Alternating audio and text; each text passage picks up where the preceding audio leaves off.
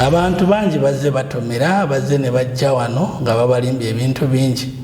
ng'ate embeera si bwetyo bwe bagisuubira emirimu gyabula oluusi gibula n'ekitabeerako n'ekitalabika so ebipapula ebyo byabwereere tugenda baweza ebipapula byabwereere kyo kyasaliddwako dda olwaleero tutudde n'eminisitule bakolako omulimu gwe bakoze ne tukizuula ekyetaagisa tulina okubayamba okubakolera empapula ezinaabazzaayo e Uganda tebalina mpapula kati olwaleero tuzza meeting ne tusalako ne mukama waffe ambassador wamu ne consular general we Dubai ne tukirizigana tulina okubakolera empapula mulimu abazadde abamaama abalina abaana bakunuukiriza kumpi nga 40 engeri ekintu kino gye kigwa mu ofiisi yange ndina okusunsulamu okutunuulira abannayuganda n'abatali bannayuganda kubanga waliyo n'ensi endala nga bafirika omanyi abafirika tufaanagana ayinza okugendera omwo n'amaliriza e Uganda ate nga tetulina mumutwala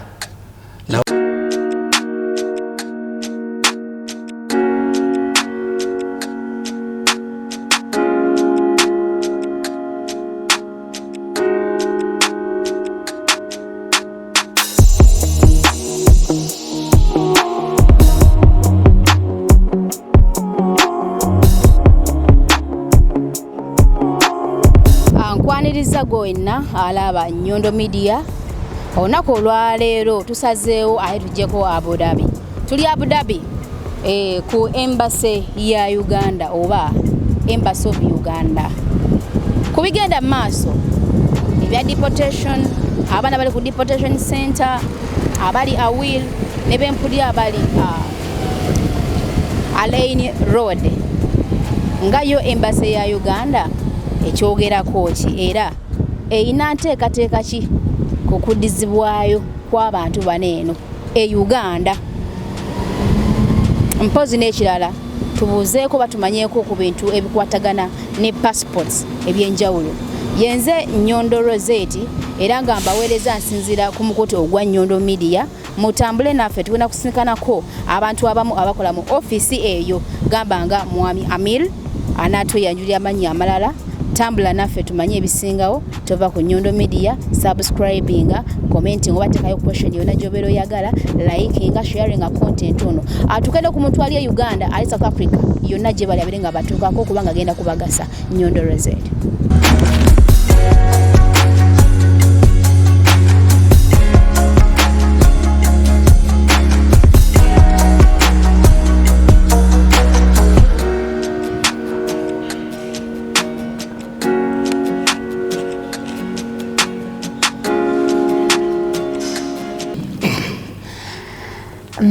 Musiibye mutya,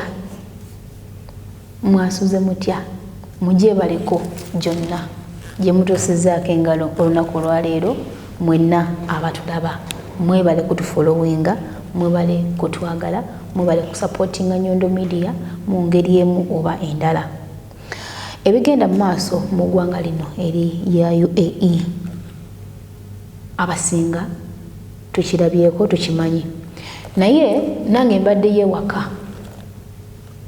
nga bwe mwalaba ntwahandika ku union tugenda nga tukavaranga each and everything kubano abantu abagibwa ku union ate ne batwalibwa ku deportation center, that is terminal 2, ate ne bagibwawo ne babeera nga babongerayo awel. Byogeddwa bibadde bingi era abasinga tumanyi kituufu kiki kiddako, naye ate nange nkedde neteeka mu luguudo mpaka Abu Dhabi kubanga ndabye nga kinkakatako olw'ensonga nti waneeno we waka ewaffe bannayuganda wetwekubira ku mulanga. Era nange ne neteeka muki mu ngatto n'enzija. Twagala tumanye Embassy yaffe oba naffe ewaka ewaffe ki ekigenda mu maaso, pulaani kyeriwo kubanga ebyogeddwa biyitirivu nnyo. Kino kigenda kubeera bwe kiti, kiri kigenda kubeera bwe kiti. yensonga lwaki onakulwala osaze onzije ku embassy aye nawo tufunawo information gwe tufunawo tumanye ekituufu nga lunako otambuza bintu bitali bituufu era nga mbagamba nti ngaffe Abanyondo twagala nnyo ate okuba nga tuzuula ekituufu tube nga tubawa amazima tulina nnyo okwagala kujja bigambo mu kamwa kaffe twagala ebigambo ne biva mu bantu abo bennyini abateekeddwa okuba nga bibavaamu so ndina omukulu nga bwemumulaba agenda kuba nga atweyanjulira agenda kuba nga atubuulira yekyali wano mu embassy ye Uganda tutandikire ddala awo tubeere nga tumanya ebyo byonna bye tubadde twebuuza nga twetaaga okumanya taata tusanyuse okukulaba neyanza nnyo nnyabo nange nsanyuse nnyo okubalaba amanya gaffe mpozi n'ekirala tumanye mu bumpimpi gwani era okolangaani waneno mu embassy ye Uganda neyanza nnyo mukyala Rozet owa Nyondo Media amanya gange nze Amir Kabujjamu nga nkolanga immigration attache oba nga omuntu avunaanibwa ku bintu ebikwata ne immigration kitongole kiri wansi ya Ministry of Internal Affairs e Uganda nga kikola ku bya passport ne ebintu ebirala ebitambulirwako okugaba olukusa okubeera e Uganda okuvunaanyizibwa ku bayingira n'abafuluma eggwanga kati nga ndi wano ndi ku embassy nasindikibwa wano okukola ku nsonga ezo ezigwa mu kkowe eryo n'emirimu emirala gyonna egiyinza okumpeerezebwa mukama wange ambasada abakulira embassy eno oba head of mission sijja kubuuza nnyo bakiyita kulonda kambe olonda sijja kubuuza nnyo olonda kambe Uganda ovaawa bula tujjidde ku nsonga ate ensonga enkulu ey'omulamwa era nga sijja kulwisaayo nnyo mwami Amir ebigenda mu maaso obiraba oba onakyo kimanyiiko okusookera ddala abantu abaali wanene ku union ne babeera nga bagibwayo ate ne bateekebwako deportation center ne baba ne bavaawo mpaka awil ekintu kino lwaki tekikwekweto onakyo kimanyiiko nga gwe atake waneeno mu Uganda Embassy neyanza nnyo omukyala Rozet kituufu abantu baffe Abannayuganda baganda baffe abawangalira wano mbuwalabu bangi babadde babeera ku union n'embifo ebirala abamu babadde bagenze ku street oba ku makubo ate si Bannayuganda bokka n'ensi endala kubanga kati abantu bebatutaawiira tuli mu bangi ensi nyingi empitirivu eza Africa ekyewunyisa n'abazungu mwebali n'abava mu Asia nabo mwebali bonna mwebali abazungu mwebali bayitirivu bangi babadde bajja wano ekyo kyasinga okujja wano nojja nga toze mu makuba amatuufu wegamba oba bamuleese ne bamulimbalimba tugenda ogende ku visit visa n'atuuka wano olwosa omulimu bambi ne ngugaana si kyeyagalire era munange kiba kya bulumi ffenna tulumibwa teri yanyeetaaze munnaabeere mu mbeera bwetyo si mbeera nungi okutuuka okusula ku street naye bino byonna biva abantu okulimba bulimbi bw'okuviira ddala eka omuntu n'alimba munne nja kutwala ku visa y'obulambuzi otuuke wano okyuse visa oluusi amuleetedde ya mwezi gumu mu mwezi gumu tasobodde funa omulimu abamu badduka mu bakama baabwe gye babadde bakola katugeze nga bayenazi baffe abadde akola mu nnyumba ya mukama oba n'akoowa emirimu gimuyitiriddeko oba ensonga emu bbiri oba waliwo ebitatambudde bulungi oba akuuye abamu bali abamu n'agamba yava e Uganda nga bamumanyi ogenze mu bulamu bwakweyagala yazza agambye nja kusujjanga eno mbeere mu bulamu bwe butyo bwakweyagala sigenda kwata ku mulimu ate nga wanazze kukola emirimu nga weekiri abamu bazze bababuulira ne bagawaayo ebintu birala nnyo singa bw'obisuubira naye najja nga taliredde okukola oba nga tali mweteefuteefu okujja okukola emirimu egyo kati ne bibaviirako okuvaayo abamu si kyabweyagalire nga bwe nkugambye emirimu gigaana ne badda ku street. Oluusi ababalese ne basaba ssente empitirivu bwe bazibama ne bakwata passport zaabwe nga tebalina wakudda, so ne ba ending up nga bali mu bifo bwe bityo. Kati gavumenti ya wano wetuwangalira wano, gavumenti ya United Arab Emirates yavuddeyo nesalako okukola ekikwekweto, tekibadde kyabuwaze. Yagambye negamba oyo yenna awulira akwoyi embeera takyamalako nayo ali mu fine. Abamu babadde bagenze mu fine za mitwalo 6 ejaddiramu, ezo ze miliyoni nga 6 eze Uganda.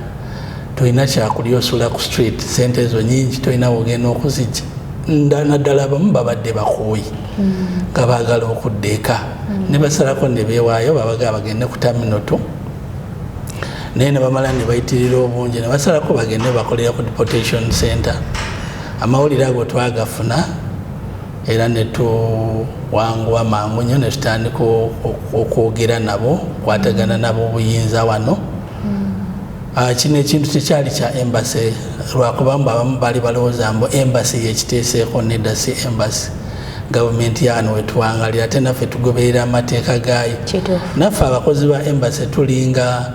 abantu abalala bonna, ffenna tuwangalira wano bano abiyita ba diaspora, naffe tugwamu eyo ebizibu bibatuukako. Nange mba neetaaga kuzaako passport, mba nina kubeera ne passport, mba nina okuba nebipapula ebituufu. Kati nga bamaze obatwala Alwil, twakwatagana nabo, waliwo ebyali bisingana mu community nga bagamba mbu babasaba bagulire ticket, bagamba ba agents naki. Ekintu ekyo kitaali kituufu. Abamu ndooza baali babyogera, ndooza nga balina ekigendererwa ekyabwe ekibayamba, naye ne tubakakasa ne tubasaba tubayambeko, kubanga kati baali batugamba abantu Baganda bafe Abafirika balimu bangi nga tetwetaaga okutwala abantu abatali baffe abakyamu. Abo baali balina passport zaabwe ezeeyogerera baabatika ne bagenda, naye bano abasinga abadde tebalina bipapula ebibogerako. Kati mu butabeera n'ebipapula ebibogerako, gavumenti eno naye n'emitendera gyayo erina kyekola kye bayita data print out. Kati data eyo ekwekenenya netunuulira wayingira otya, wagira ku passport ki. Oyinza okuba wayogedde n'oba oli Munnayuganda ate nga toli Munnayuganda, oli wansi ndala, naye nga eraba era ebisoma n'ebiraba. Kati netugamba tugiwemu ennaku ekikole. Kati okwosa eggulo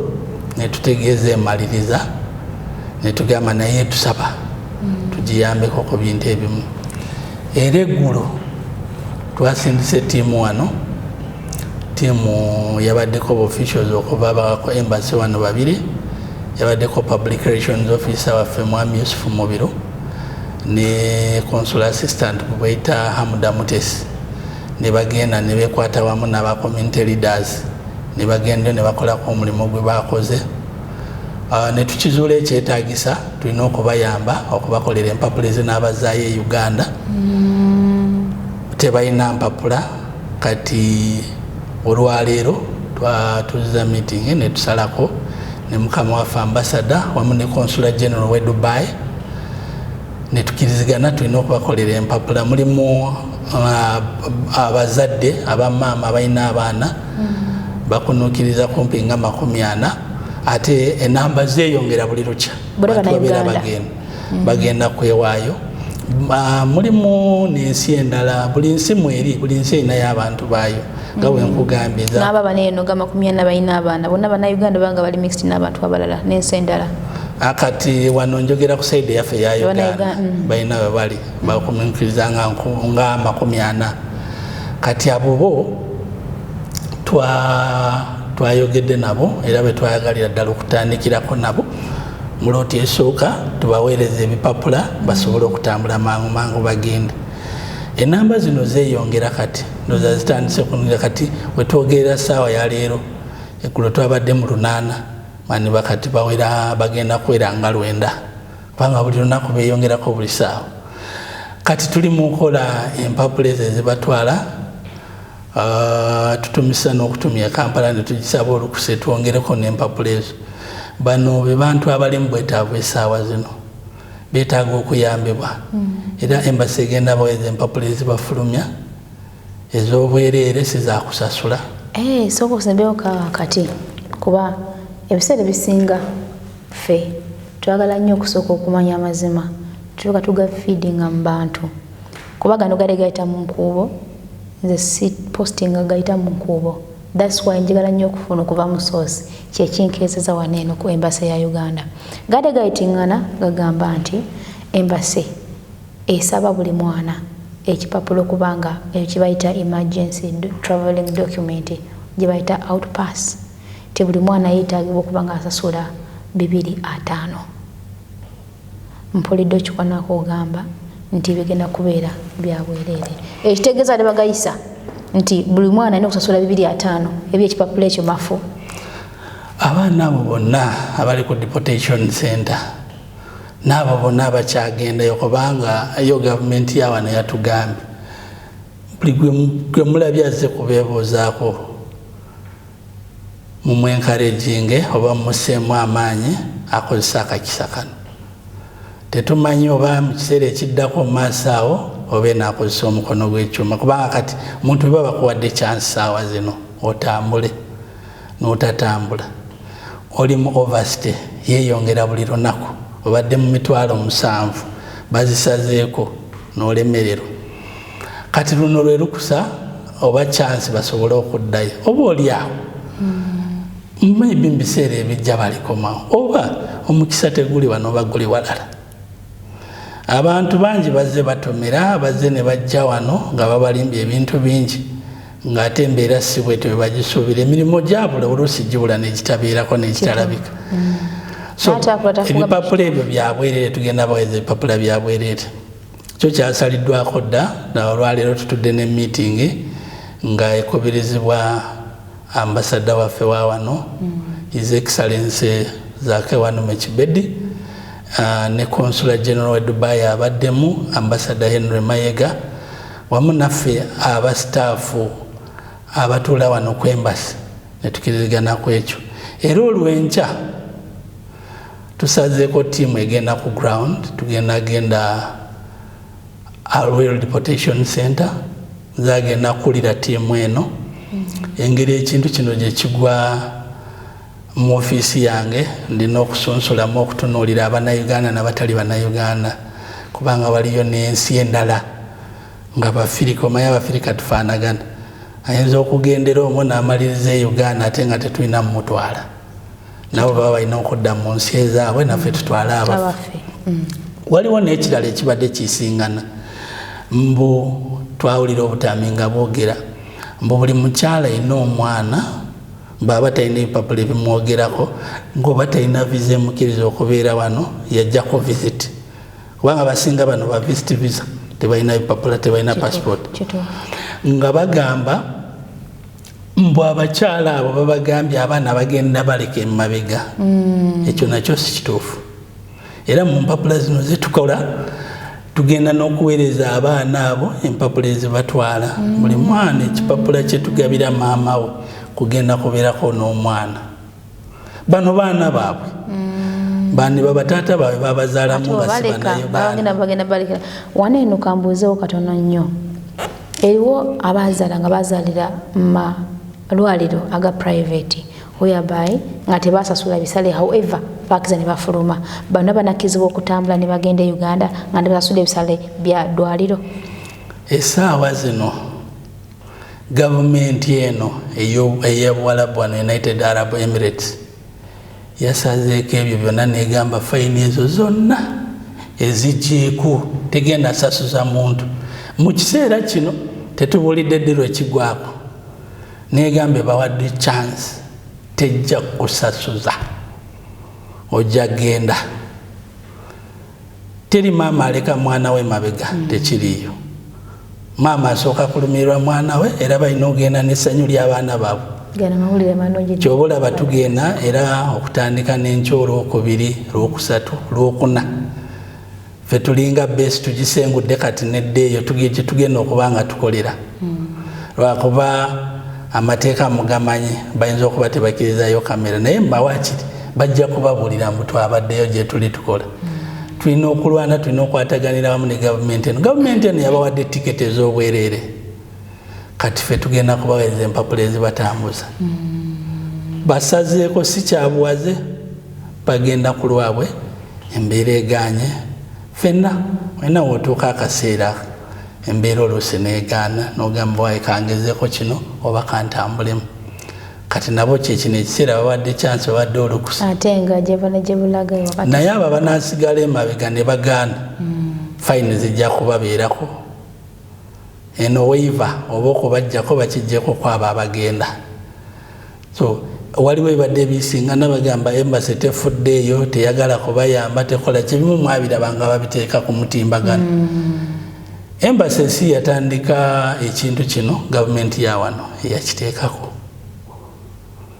nekkiriza kati embassy ze egenda kubaweereza empapula zino basobole okutambula ekyo kimu ekyokubiri tugendagendayo tubasunsule tuyambeko tubatereeze tubategeke tubabuulirire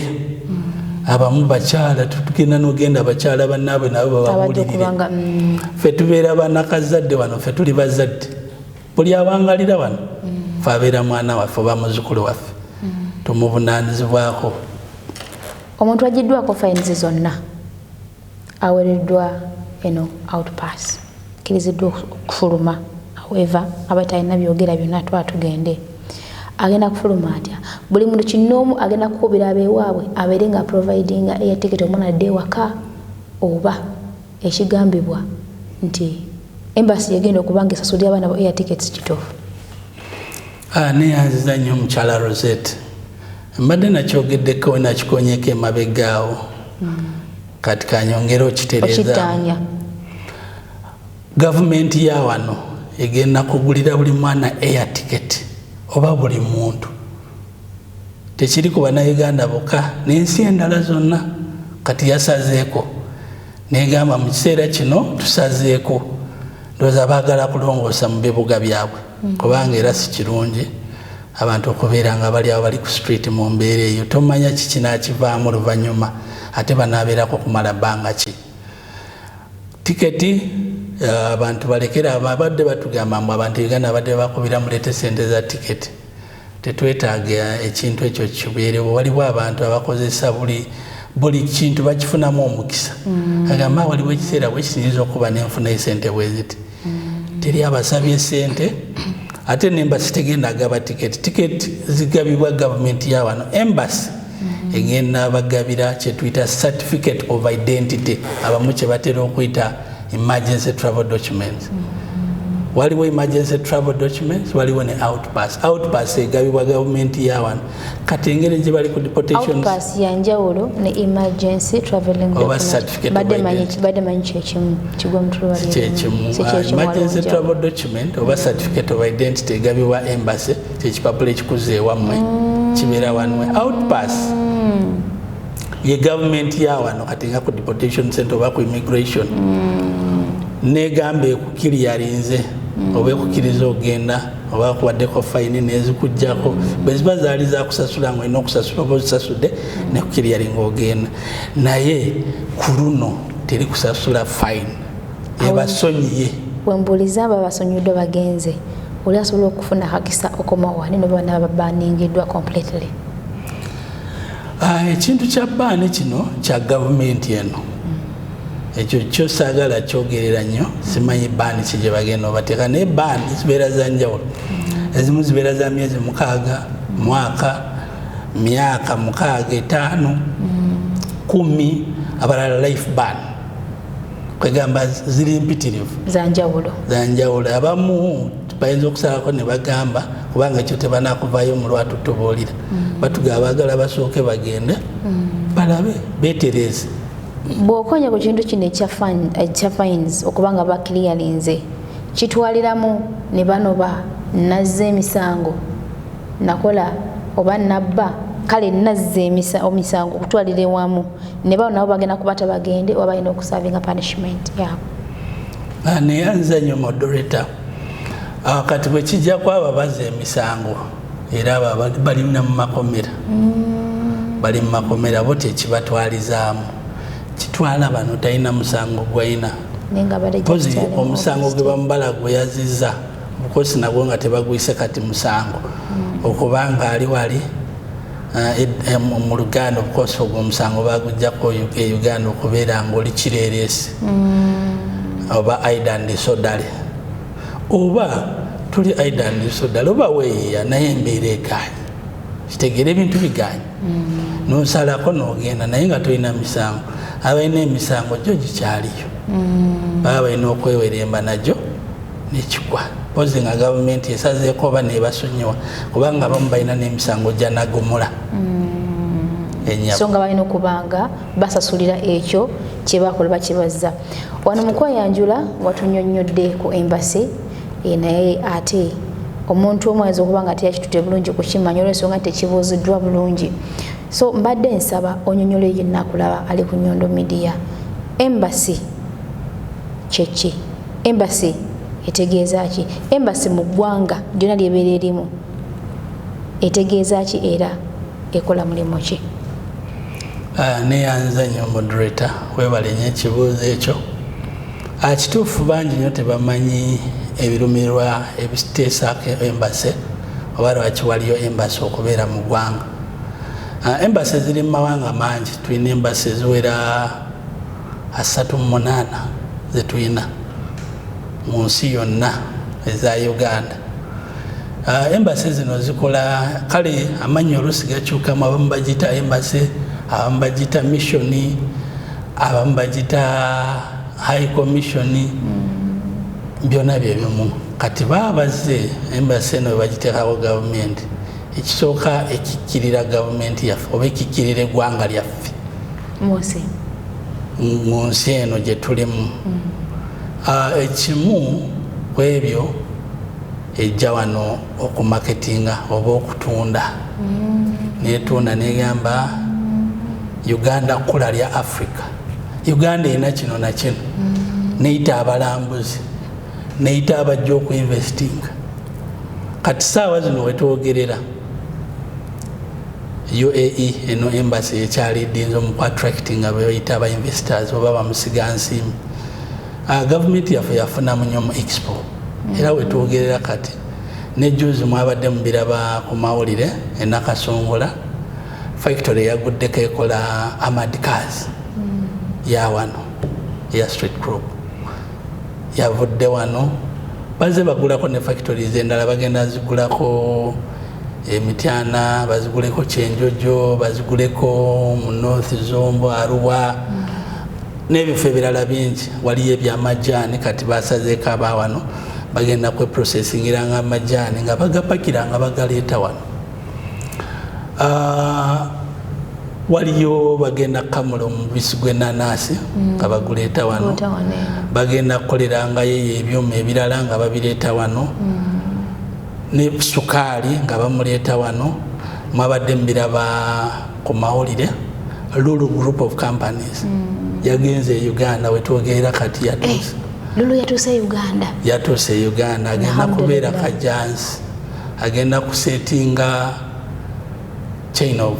industries nga pakira ebintu akola ebintu ebya Uganda abireeta then atandike n'okugula outlets e Uganda yakkiriza era wekiri ekyo kiwedde mumumanyi stores ayina nyingi nnyo n'abalala katuyonkuwaddiyo just example abamu bajja kati tumarketinga ebintu bingi ne tumarketinga sports tulinayo abazanyi baffe b'emipiira ne tuweereza bano abagenda okugyayo abazanyi emipiira abagenda kukola ebyobulambuzi ne tumarketinga n'ebirala tusayininze deals nyingi nnyo nabo tuli kati nga mu kyali tukunukiriza okuweza biliyoni 6 eza dola investments zetwakasayininga kati ate nga si byakwogera bwogezi abantu bano bagenze bali on ground mwabalabye abakola amadcars bagenze zino factory zagenze munajjukira kati omukulembeze gwe tulina wana yakasikira omugenza yakafa His Excellency the late ayakafa juzi president Khalifa ayamusikira muganda we yali asabye ng'ajja Uganda ajina munyo interest kati ye president saawa zino bye tugenze tufunamu ali mu kujja agenda kubanga agenda Uganda following up investments zino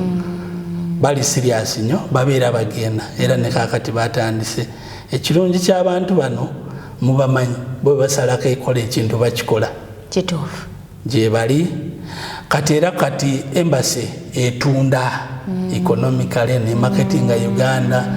waliwo ekyo gye tuyita commercial diplomacy kubanga embassy yekulira ebya diplomacy ne marketing tulina kino ne kino tulina kino ekyo kimu ne marketing ebyobulambuzi ekirala tujja wano embassy ge maka nga buli Munnayuganda awangalira wano ekintu bwe kiba kiganye passport eganye olina kuddukira ku embassy ayagala kuddayo biganye bakubyeko empapula oddukira wano ofunye ekizibu ki nojja nowebuuza ku embassy ebintu bwe bityo kyobola bakati tulina services nyingi tulina services ezokolera abantu passport ezokuweereza visa ababagala genda e Uganda talina kusooka okucontactinga Kampala oba kati oza passport y'obujja oba yabula tulina kusooka okudda e Uganda tugiprocessinga wano nekolebwa ne tugikuweereza nga tozeeyo e Uganda embassy waliyo n'ebirala ng'ebya national ID oba gye mutera kuyita nanga muntu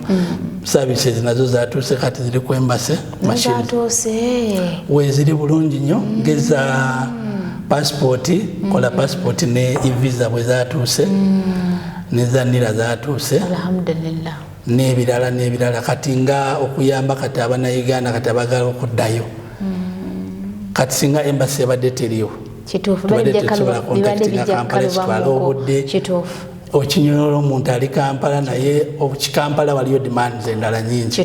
kati kwegamba egimu ku mirimu gya embassy naye embassy erina emirimu mingi tegigwayo mulimu n'egyogenda okukyalira Abannayuganda mu makomera okulaba ebibafaako biki bye bayitamu kulaba misango ki bayambiddwa batya wabaddewo ekyo ekibadde nga Abannayuganda bakomplaininga bagamba embassy tebayambi baze emisango abamu bagamba kale banvunaana naye embassy ekozeeko tezze kumpolereza saawa zino obukosa embassy ebadde terina obwo obuyinza naye juzi ne waliwo wano ne ttiimu y'aba MPs yajja okuva e Kampala ttiimu eya Foreign Affairs ey'ensonga z'ebweru ne tuddamu ne tukakatiriza ekintu ekyo ne tuyita ne community neeyogera n'okwogera nabo ne tukibabuulira ne batugamba bagenda tuyamba ku nsonga eyo basobole bateekeko services ezo kwegamba Bannayuganda ne babeeranga mu bizibu bwe bityo nga waliwo kampani ez'abannamateeka ezisobola okubawolereza ne basobola okulaba nga bamaliriza emisango egyo abamu kale bajja ku embassy ne balowooza mbu embassy ejja kukuba bukubi wano esimu egambe mumuleka agende amateeka gasigala amateeka naffe tuli wansi w'amateeka ekyokulabirako waliwo Munnayuganda yatemula omuyindi n'amutta waliwo kyenjagala okugamba abantu munansonyiwa naye tuwulira ebisiŋŋana abantu boogera ebintu bingi ebibi ku embassy nga tebalina bukakafu si bituufu waliyo abo abasalako n'agamba ennaku zino mukiyita kifiiriza kankyonoone kanjogere kino ne kino ne kino ng'ebintu ebyo si bituufu mbu embassy tekola embassy eno weeri ekola nnyo emirimu erina mingi era bwogerageranya ne embassies endala eza Uganda eziri wabweru w'eggwanga embassy ekyasinza okubeera n'emirimu erina emirimu mitirivu mingi Bannayuganda bangi abawangalira wano mukimanyi bulungi visa ya wano ekyasinza okubeera nyangu okufuna agiteekamu olwaleero enkya ku makya n'alinnya ennyonyi najja kati webali bangi bajja nga tebalina ekigendererwa ekiri awo muba mulimbi olwo bakoze ekino omulala ajja buzi kutambula najja n'alemera wano n'ataddayo embassy ekola ensonga ezo zonna ezezikolako abamu boogera ne bagamba abantu bakambwe ku embassy batuyisa bubi naye ng'omuntu talinyangako ne ku embassy temanyi weerina okubeera ankubiriza abo bonna gwe bwe oyagala kakasa ojja wano bangi nnyo bazze wano ne batunyumiza emboozi ne tutandika n'okuseka naffe ne tukyewuunya nagamba naye ddala gwe oli wa embassy batugamba muli bakambwe temuli bangu mukola kino waliwo n'ebirala ebisinganya mbu embassy esosola embassy tekukolako oli wa kibiina ekirala embassy eno ffe abakozi ba gavumenti tubeera nani partisan tetulina pate gye tugwamu tukola ku buli omu ekirala tetubuuza ebyo ebiboozo mbu oli wa kibiina ki tebiriiyo omanyi otya nti nno omuntu azze wa kibiina kino nga nekimwerimbisa waneno ku feesi oba tomanyi era tubakolako apart from oba omuntu buli omu buli bwojja wano ekitwanguyira nnyo wano tutegeera oli wa lulimi ki ne twogera naawe mu olulimi olunansi lwaki tukola ekyo kitwanguyira okutegeera mbu Rozet gwenjogera naye Munnayuganda oba Mubiru gwenjogera naye Munnayuganda oba Namayanja oba ani n'otegeera oba Okero ntegedde agwa muki ava mu gundi bweti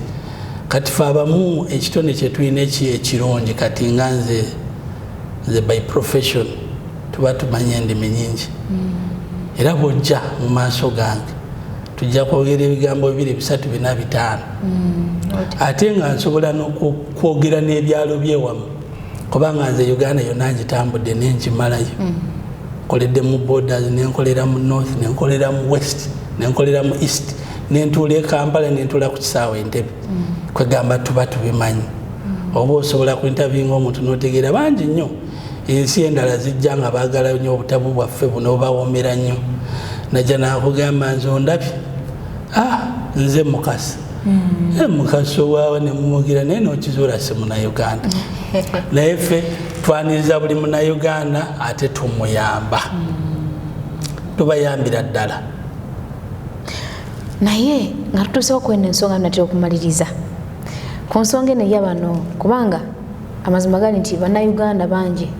abafunye obuzibu wano eno naye nga basengiddwa okuba nti bakoseddwa okuva eri ba agency ababaleeta weyaba okikonyeeko nti oli abeere Uganda owe namugamba bwojja ogenda kufuna kino nakiri weyaba nti bano ba agency abaleeta abantu baneeno be babalyako ssente ne balyako commission n'amuleeta n'amusuulaawo kati nga embassy ekintu ekyo egenda kyusa lya magezi ki Bannayuganda balimu okuferebwanga n'okulimbibwanga ne basuulibwawo ne babonaabonerawo neyanziza nnyo moderator ekintu ekyo nsonga nkulu nnyo era mputuufu baganda baffe batuuka ne babonaabona oluusi n'abamu tutuula ne twogera nabo ffe tutegeera bingi nnyo oluusi nga weesanga nga tusobola nakwekuuma n'owulira obulumi nga bukuli bubi ng'akubulidde byayiseemu bye baamulimba bye baakola ki embassy kati yo kyekola ffe tugezaako okubabuulirira wano ate n'ewaka ne twogerezeganya n'ebitongole ebikuvunaanyizibwako kati nga immigration nga Ministry of Gender licensing abaana okutambula naki licensing ezo companies okujja okukola netwogera ne security okugezaako okubabuulirira oba okubabuulira ebibyo ebikirimu ekirala tugezaako okukola publicity emala naye lwakuba bulijjo nga bwebagamba mbu ffe Abafirika maaso gaffe gali mu ngalo tumala tuukako n'okwatako kyogamba bwe kiti bwe kyokya tetugambye mbu buli omu mubi wano ate mbu ekyo tekijjambu lwakuba babinedda kati omwana yajjidde ku visit visa talina waafunye omulimu bamusuddeawo tolina gwogenda okunenya ate nga ebyembi ogenda n'owesanga batunze n'ebintu bya famire ate n'okuddayo kimulumiriza naye ate waliwo ababadde n'emikisa ne bajja ne bakola wano bakozeemu ebirungi balina bakama baabwe balungi waliwo nabadde wano omukyala yaze omanyi tubeera tubainterviewinga nga tubabuuliriza yatugambye akola mu kiyumba oba akola bwa maid oba wa house girl naye mukama we buli mwaka agulira maama we tiketi biri najja n'amukyalirako n'abeera naye mu nyumba. Muloko? Si muloko, muwalabu okuva Egypt emisiri. Waliwo n'omulala naye yali wano ng'atubuulira ye abaana be babamuleetera ne bamulaba, balina abaana abo babiri, bajja ne bamulabako ne babeerako mukama we muzungu. Babasasulira buli mwaka ne bajja, kwegamba birimu emikisa. Abamu bajja ne bakola ne kitereera, abamu ba succeed, abamu basooka ne badda Uganda ate ne badda nga bayize embeera eyo ne bakola ne babeerawo. Kwegamba si buli omu ali mu buzibu. Kibi nnyo abali mu buzibu, naye era beetaaga tukola buli ekisoboka okubayamba era tubabuulirira, era nkubiriza abo bonna balekera okulimbalimba okujja wano mboze ku visit visa onoonya omulimu. Emirimu si myangu, tegirabika. Ekirala bw'oba ogenda kampani egenda kukuleeta, kampani kyekuleesi, bw'oba osazeeko ogenda mu kiyumba jangu ng'oli muteefuteefu okukola emirimu gyegiri, si byakucakala. Kyobulaba oli atuukayo mwezi gumu myezi ebiri nze nzirusi emirimu sijja gisobola, naye bano bakuyita okukola, bakusuubira kukola n'osayininga contract. So n'olwekyo tugezaako buli ekisoboka n'immigration yene nga mweri tugezaako okulwanisa, naye era tubagaana okuyita ku kisaawe n'owulira ate abamu ne badda emabega ku social media, immigration muliba mubadde ki, mugaana abaana okuyitako, okoze eki, naye ng'ofiisa akoze ekituufu. Okitegeera kati wamala okugwako obuzibu bagamba naye mwakolako ki, kitegeera. Kati ebyo natutuuka wano ne tubabuulirira, tukoze ebintu bingi nga Embassy okuyamba. Tulina ne rescue home, waliwo abo bosanga tulugunyizibwa ebintu biganye ne tumuteeka mu nyumba yaffe eyo ne bamutereka ne bamukuumako ennaku ntono nga bwe tumutegeka okugenda okudda e Uganda. Kiraba n'okubabuulira n'okola ki, n'okugezaako okufuna resources. Kati nga bwe nkugambye, kati tuli mu nteekateeka bagenda kubeerako bano kampani zinaabawolerezanga nga bagudde mu misango. Okiraba tukyasindikiriza n'eri memorandum of understanding. Tulina memorandum of understanding naye teri effected. Kitegeera host waffe wano tanaba agifecting, naye tugezaako gisindikiriza kwegamba tubeereko n'amateeka aga protecting abantu baffe balimu okunyigirizibwa. Mwami Amir nkyali ku nsonga eno, in case oli azze muna Uganda alina obukakafu nti ono agent yanzibye, waliwo engeri esobola okumuvunaanibwamu? Kakitambulire wamu na kino nti singa bannayuganda ndi kati ono waka waffe, singa bannayuganda tuba twesobezaako ffeka na ffeka nga gavumenti wano tekiyingiddeemu bamateeka ga wano, waliwo engeri eriwo waneeno nti Embassy esobola okuvunaana omuntu asobeza munnayuganda munne? Oba kiba kya gavumenti wano tekibeera mu Embassy? Ekisookera ddala ffe omuntu bajja n'atubuulira sitole bwetu, katugeze n'ategeeza ne passport bagizigyeko bakoze eki, obadde okola wa kyekisookera ddala, wajja otya, badde bakufunira bizo oba tebakufunira. Mukama we ayina essimu ye, ekisookera ddala tukwatagana tutandika okubira mukama we, twogera naye omwana ono kino nekino nekino, ekisookera ddala omuggyeko passport tekikkirizibwa. Okikoze mu bukyamu, mwana amuddiza passport, oba omwana ono tomusasudde sente ze. Abamu kale ayinza okugamba twasayininga contract ebadde tenakugwayo, bati era tukugamba era okikoze mu bukyamu, omwana omutulugunya oli mukola ki. Tulabanga bwe twogerezeganya nabo ebiseera ebisinga tusucceedinga ne tubakakanya. Nagamba kale owaye mbadde n'obusungu bwange ng'omuntu ne tubafunira passport, abamu nakugamba nsigala wano kaneyongera okunoonya omulimu oba nzirayo mbikooye.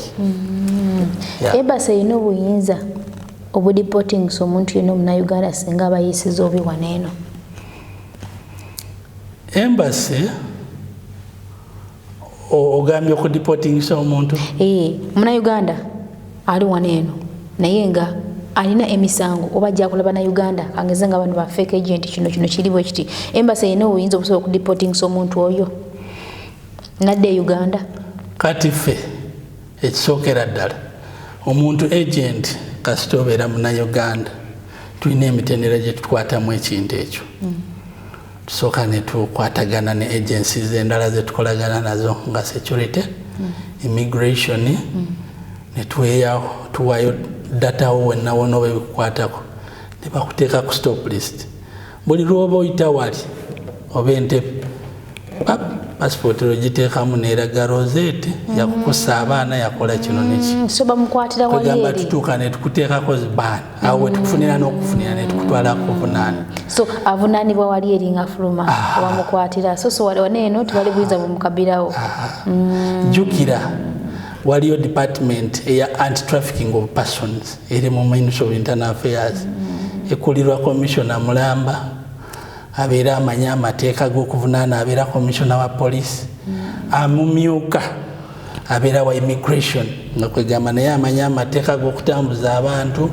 ne amalala ago neki kati awo ne bamuvunaana ne tumuteekinga on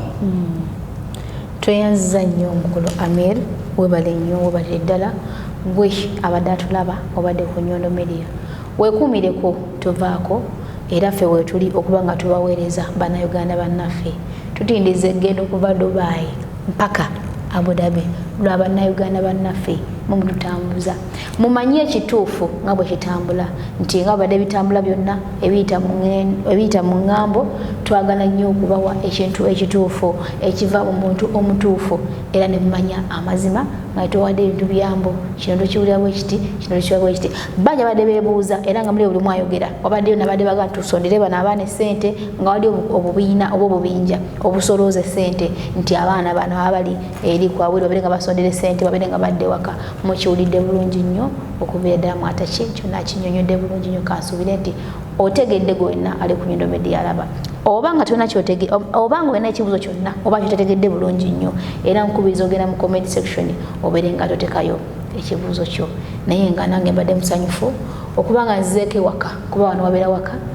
bukyanga mbadde wano mu UAE mbadde sijjangako era nange mbadde omu ku abo badde batya embassy naye neyanziza okuba nti bwentuusa mu kifo kino nyaniriziddwa bulungi nnyo nnyo nnyo era mbadde ndi mu kufiiringa at home neyanziza nnyo neyanzeege so kino kibadde kitundu kyaffe kisooka ekitundu kyaffe ekyokubiri twagala nga wena bagambye mu introduction tugenda kukwata ku nsonga ziri bbiri ensonga z'abaganda baffe balina bali awil abali ku deportation center n'ensonga eya passport so ensonga eno tugimaliriza kansuubire nti mutegedde bulungi nnyo so tugendagenda mu kitundu kyaffe ekyokubiri ate mubeere nga mumanya ku bya passport oba issues za passports mubeere nga mukugukira ddala nga tumaliriza ekitundu kino eno saba oweeyo yenna Munnayuganda amagezi ali e Uganda ali mu kupapa okungi ennyo era ng'ayagala mangu afune visa abeere ng'ajja okuba ekyeyo mwene ensi neyanza nnyo moderator mukyala Rozet Nanyondo okuva mu Nyondo Media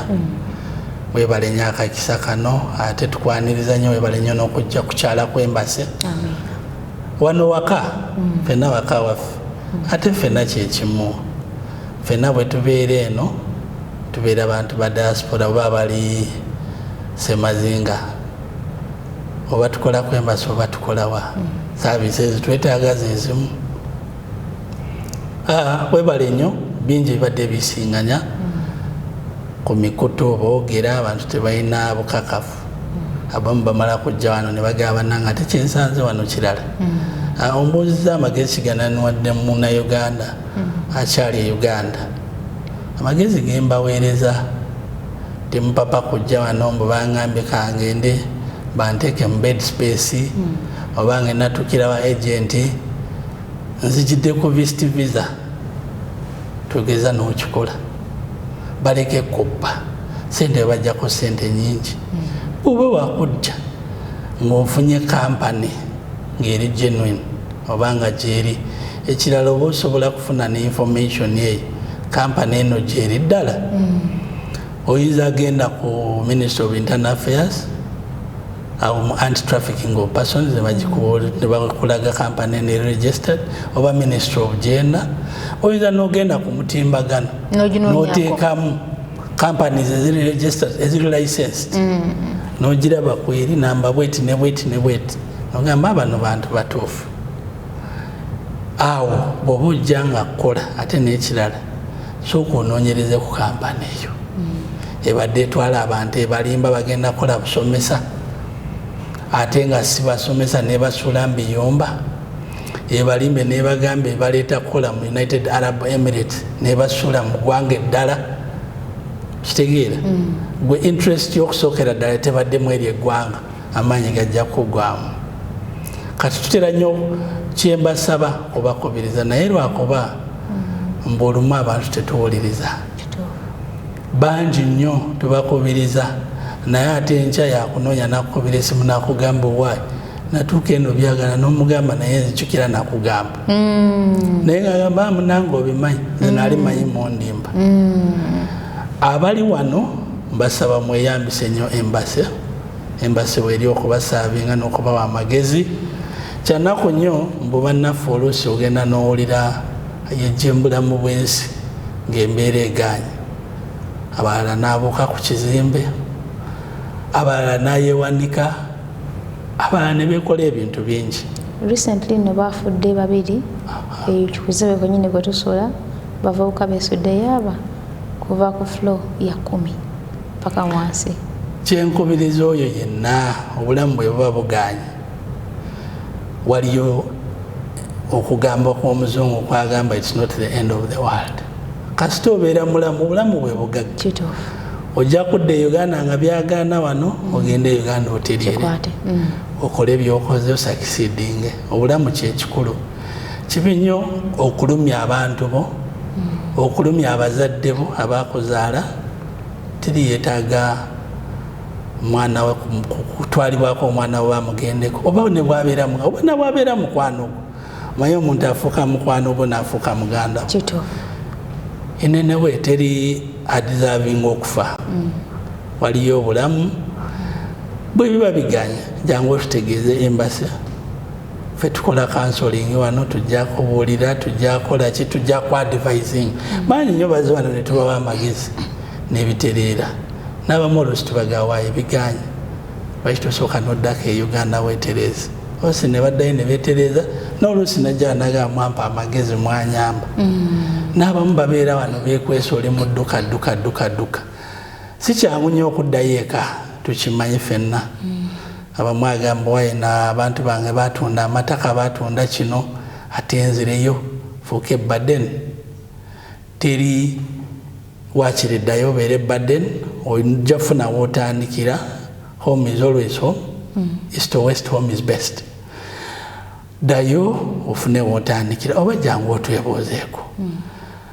abantu mulekera okwejjambulamu bw'ensi si wano wokka n'abalala bagenze mu nsi ndala ne bigaana ate ekirala abantu human beings tetuligwayo sente tezituuka oba ki era bw'oba muguno omulimu enkyobeera olowooza mu mulala it's unfortunate ngu abantu bangi baze wano ku festival ne batafuna emirimu kyoba olaba nkivumiira waliyo obulamu bwe biba biganya jangu otutegeeze embasi ffe tukola counseling wano tujja kubuulira tujja kola ki tujja ku advising manyi nnyo baze wano ne tubawa amagezi n'ebitereera n'abamu oluusi tubagawaayo ebiganya lwaki tosooka n'oddako e Uganda weetereze osi ne baddayo ne beetereza n'oluusi najja nagamwampa amagezi mwanyamba n'abamu babeera wano beekwesa oli mu dduka si kyangu nnyo okuddayo eka tukimanyi ffenna abamu agamba wayina abantu bange batunda amataka batunda kino ate nzireyo fuuka ebbaden teri wakiriddayo obeera ebbaden ojja funa wootandikira home is always home east or west home is best ddayo ofune wootandikira oba jangu otwebuuzeeko abantu mulekera okwejjambulamu bw'ensi si wano wokka n'abalala bagenze mu nsi ndala ne bigaana. Ate ekirala abantu human beings tetuligwayo sente tezituuka oba ki era bw'oba mu guno omulimu enkyobeera olowooza mu mulala. It's unfortunate ngu abantu bangi bazze wano ku besitivuza ne batafuna emirimu ky'oba olaba nkivumirira abantu kyembakubiriza tojja kubisitiviza ne bakulyako senta ate oluusi akasente ako oba kani badde kalina kyekakola e Uganda wakiri oteekako omudaala n'okola. Mu buli kintu kyonna kibeerako entandikwa n'enkomerero. Abamu batulaba balina millions oba billions baaliko nabo nga tebalina. Tewejjambula mu bwensi eno oba olina 10 oba olina meka tandikirawo.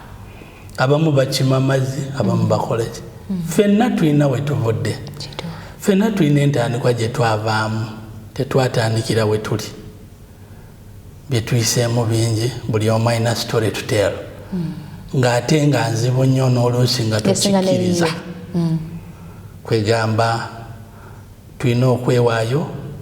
tuleme okwejjambula mu bwensi ne tulumya abalala. Gwe oyinza ogamba ogenze naye n'olumya bano. Era nkusaba onzikirize Rozet omukisa guno ngutwale neebaze aba staff ba embassy eno okuviira ddala ku ambassador waffe His Excellent Zakewanu Mechibedi omulimu gw'azze akola munanjulira Abannayuganda abangawangalira wano abamusinkanye. Ye muntu ayogera ne buli omu, ye muntu assaamu ekitiibwa buli omu akimanyi. Era mu kiseera kye kimu nsobola okwebaza Consular General waffe Dubai akyali mwana gwe twakazaala kyali mupya. Gavumenti yasalako President n'appointinga ne Consular General mujijjukira yatandika mu biseera bya Expo yali liaison office kati eri Consular General. Amawanga amalala gonna galina consulates e Dubai fe abadde tebalina naye kati twagifunye. Kwegamba obuweereza bugenda busembera ku bantu. Kituufu. Twagala kujjako engendo zino zigende nga zikenderera. Mu kiseera kye kimu munzikirize neebaze bannange bentuula nabo bano benkola nabo okuviira ddala nga wa Consular Services Mwami Daniel Wadada, Accounting Officer waffe wano Ashana Banja, wa Finance bamwita Bameka Stephen, tulinako Front Desk Manager wano Elizabeth Namayanja, tulinako namuyambako Mariam Mugere, tulinako n'aba staff baffe abalala, tulinako nga Public Relations Officer Yusuf wano akola mulimu gwa ttendo mumumanyi. Ne wabeera muwalabu ng'alwogera atya atuuka ina alwogera alumanyi bulungi atuyambye nnyo. Tulinako ne ba transport officers baffe wano ba Fadi Ismail ba Ali ba Kintu bangi ba Jackson bakola emirimu mingi nnyo wano. Tubadde nabo ne batuyamba ebintu bingi. Waliyo kye bagamba the unsung heroes. They are our heroes. Batuyambye ebintu bingi ne tukola nabo ne tusobola kuweereza wamu ne mukama waffe ambassador. Era kantwala omukisa gwe gumu guno okwebaza ba community leaders mu 7 Emirate States zino tukoledde nnyo nabo wamu ne batuyamba. Sijja abatukiriza amanya bonna naye tukoledde nnyo nabo ne tukwatagana. Era mu kiseera kye kimu kankozesa omukisa guno okwebaza buli munnayuganda mwebale ekuuma empisa n'obuntu bulamu.